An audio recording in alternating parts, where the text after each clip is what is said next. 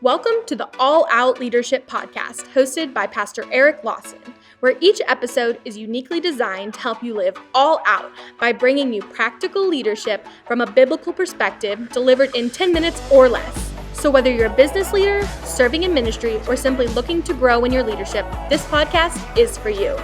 Before we dive into this week's topic, make sure to subscribe to the podcast and download the show notes at eriklawson.com/podcast. And while you're at it, feel free to share the content on social media. Now, let's join Pastor Erik for this week's conversation. Welcome to another edition of the All Out Leadership Podcast. We are continuing with David fleeing from Absalom, his son, who threw a coup, and now David has been fleeing for his life. We're going to pick up in 2 Samuel chapter 18, verse 2. And the king said to the people, I will also surely go out with you myself. But the people answered, You shall not go out, for if we flee away, they will not take care about us, nor if half of us die will they care about us. But you are worth 10,000 of us now, for you are now more help to us in the city. Then the king said to them, Whatever seems best to you I will do. So the king stood beside the gate, and all the people went out by hundreds and by thousands. I want to talk about receiving advice, getting advice, receiving advice. What we see in David is this continual pattern that even though he's king, even though he's known as a man after God's own heart, even though he's a man of significant achievements such as killing Goliath, we see that he is still humble of heart to where he will listen to advice and receive advice from his team.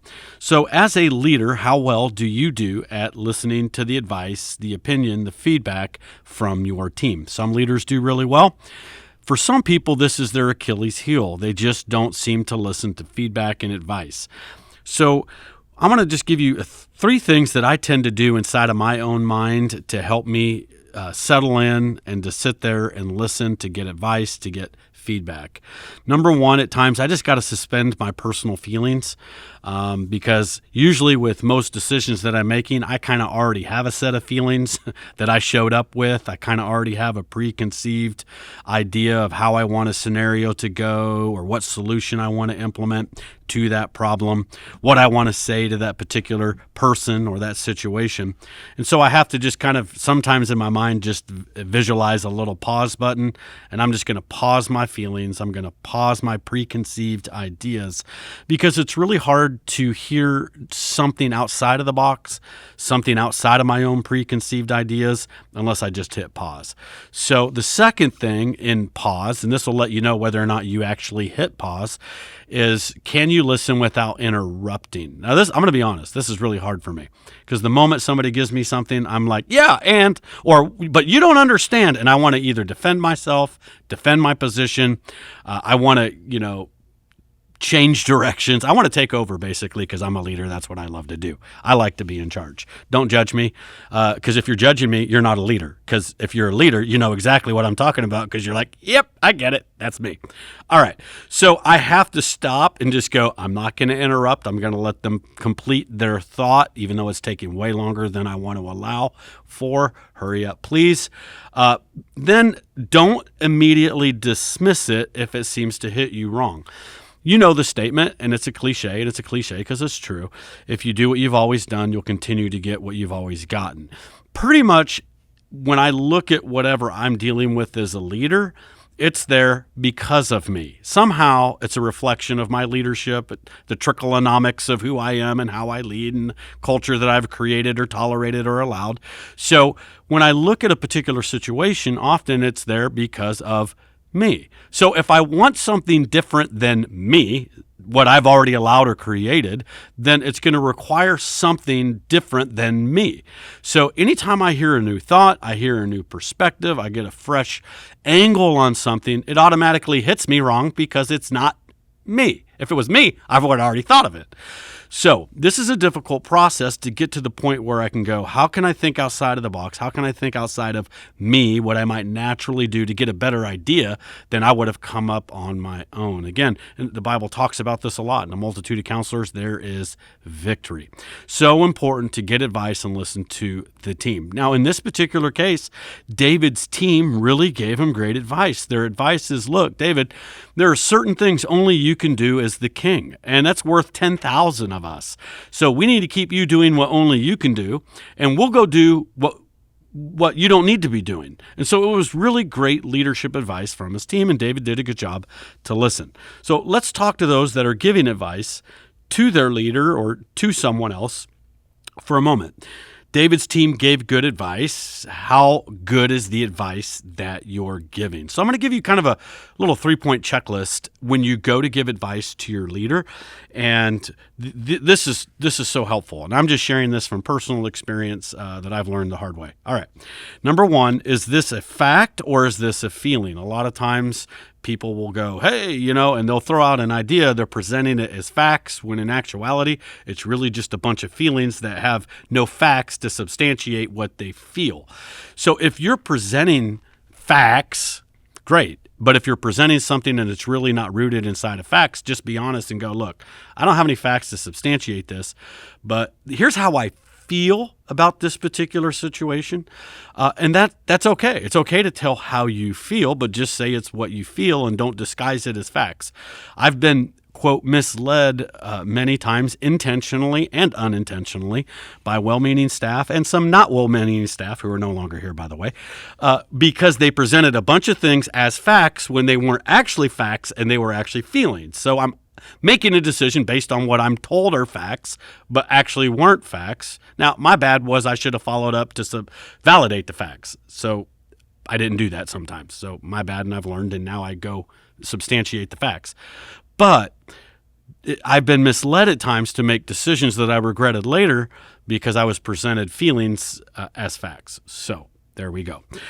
Is this objective or is this an opinion? Now, it may sound similar to feelings, but feelings and an opinion aren't necessarily always the same thing. So when you are sharing an idea, another great thing to say is, hey, this is how I feel. But another way to package it really just might be, look, here's a perspective, or I got an opinion. It may not be the best opinion and it's not the only opinion, but I got an opinion. And so I appreciate when someone's telling me it's actually an opinion versus it's an objective truth. This is an objective reality. Well, no, it just might be your opinion. So if it's a feeling, state the fact that I feel this way. If it's just your opinion or your perspective, state that, because it helps the leader that you're trying to give advice to or the person you're giving advice to. It helps them know how to filter when they're getting ready to make this decision. Also, when you're presenting it, present it as an option, not the only option. There's a lot of times I've been told, this is what we need to do. We got to go out and buy this. And I've been sold certain things. I go, well, man, that's a lot of money. We need to go buy that? Yeah, we got to have it. Well, then I start to ask a bunch of questions. And then I come to find out there were 5 other options that were much cheaper, but this was just the one they wanted because it had all the bells and whistles. But I was presented it in such a way that it was a fact. It was like, you got to have this. This is the only one, and this is our only option.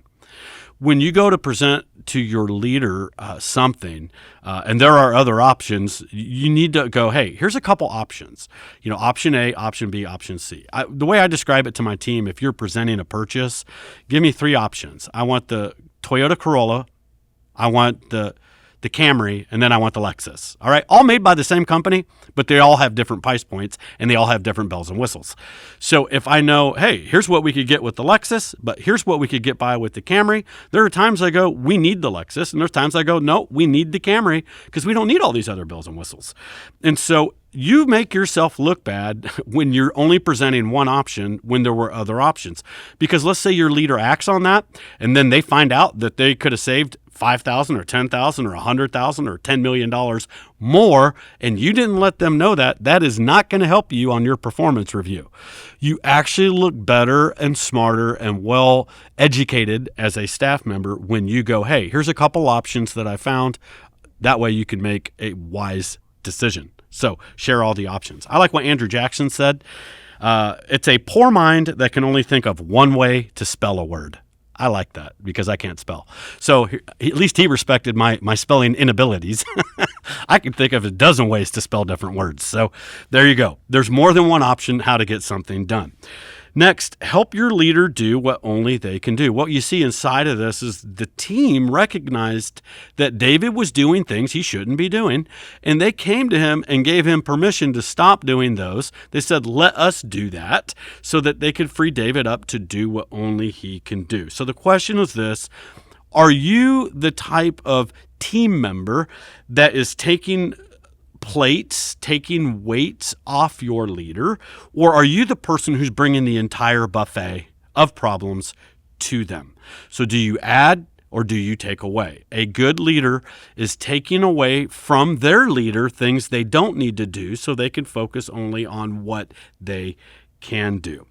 Which leads me with the last point. If you're a leader who's helping take away problems and getting your leader into the sweet spot of what only they can do, bring solutions, not just problems. Part of every good leader's job is to identify problems, but secondly, find solutions to those problems, and then find a variety of solutions, more than one option on how to solve that.